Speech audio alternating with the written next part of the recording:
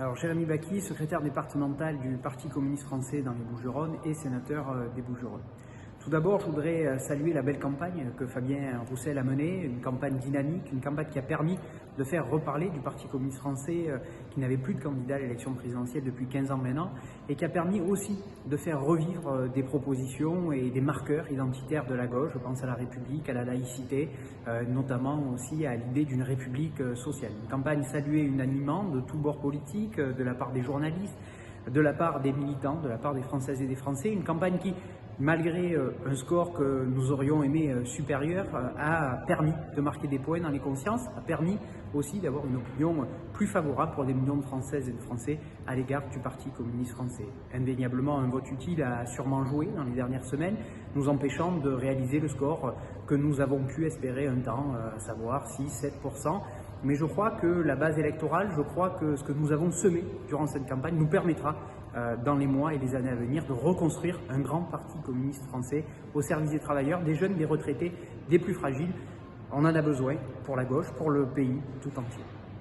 Concernant le second tour, nous considérons qu'il existe un véritable danger que de voir l'extrême droite s'emparer du pays dans 15 jours, avec le score réalisé malheureusement par Marine Le Pen. La position du Parti communiste français n'a jamais varié sur le sujet. Nous avons toujours appelé à battre massivement l'extrême droite. Il y a du sang entre ces gens-là et les communistes au travers de l'histoire de notre pays, et ça, ne l'oublions pas. Nous disons aussi qu'Emmanuel Macron est en partie responsable de cette montée de l'extrême droite dans le pays.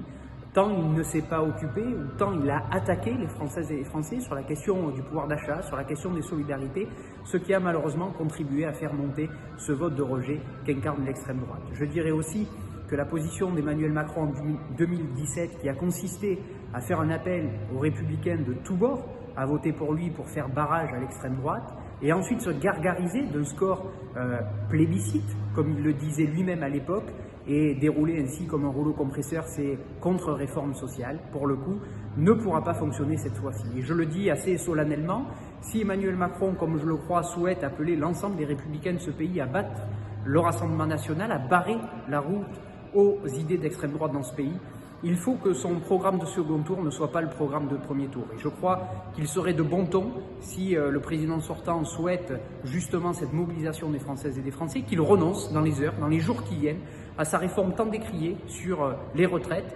Cela pourrait permettre justement un sursaut électoral en vue du second tour. En tout cas, la balle est dans son camp et nous verrons les positions qu'il prendra dans les heures et les jours qui viennent.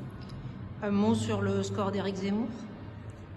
Éric Zemmour réalise un score trop gros, évidemment, parce que ces idées-là sont nauséabondes pour le pays, mais on voit bien aussi l'instrumentalisation médiatique qui a été faite autour d'Éric Zemmour. Je me souviens au mois de décembre, au mois de janvier, le temps d'antenne qui lui était donné. On parlait d'un candidat aux portes du second tour, presque aux portes du pouvoir, qui n'a cessé de se dégonfler au fur et à mesure des semaines et des mois. Et donc on voit bien comment, malheureusement, aujourd'hui, des médias peuvent construire des candidats qui portent des idées profondément nauséabondes.